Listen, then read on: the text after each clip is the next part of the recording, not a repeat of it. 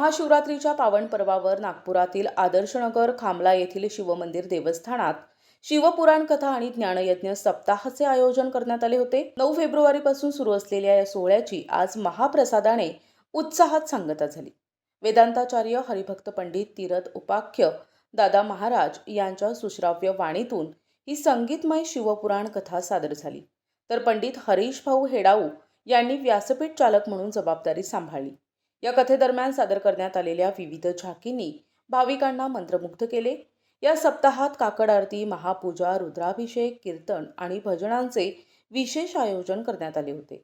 संपूर्ण परिसर शिवमय झाला असून दररोज भाविकांनी दर्शनासाठी अफाट गर्दी केली होती।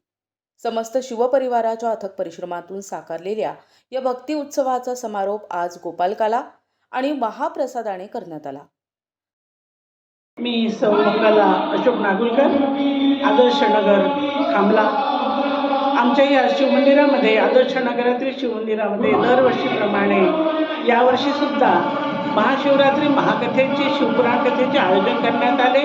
परमपूज्य गुरु महाराज श्री दादा महाराज तीरथ बाराहते यांचं प्रवचन 7 दिवसापासून सुरू होते आणि आज त्यांचा 7वा दिवस आहे, शेवटचा दिवस आहे। कार्यक्रमाची सांगता आणि उद्या गोपालकाला आणि महाप्रसादाने या शिवपुराणाच्या कथेची सांगता होणार आहे। मी गणेश रापरतीवार, आदर्श नगर खामला शिवमंदिरचे अध्यक्ष बोलत आहोत। आमच्याकडे शिव महापुराण हा कार्यक्रम येत्या गेल्या 9 तारखेपासून चालू झालेला आहे आणि हा 16 तारखेला समापन आहे। पण प्रत्येक दिवशी हा सकाळी 6ला काकड आरतीपासून चालू होतो आणि सायंकाळी 4ला पुन्हा परत कथेचा कार्यक्रम चालू होतो। 7:30ला हा कार्यक्रम संपून जातो।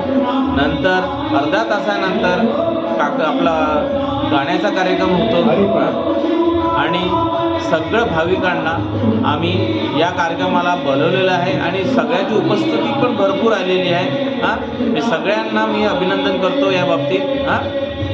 आणि 16 तारखेला महाप्रसादाचा कार्यक्रम ठेवलेला आहे। आपल्याला सगळ्यांना विनंती आहे की सगळ्यांनी या महाप्रसादाचा लाभ घ्यावा असे मी आपल्याला विनंती करतो।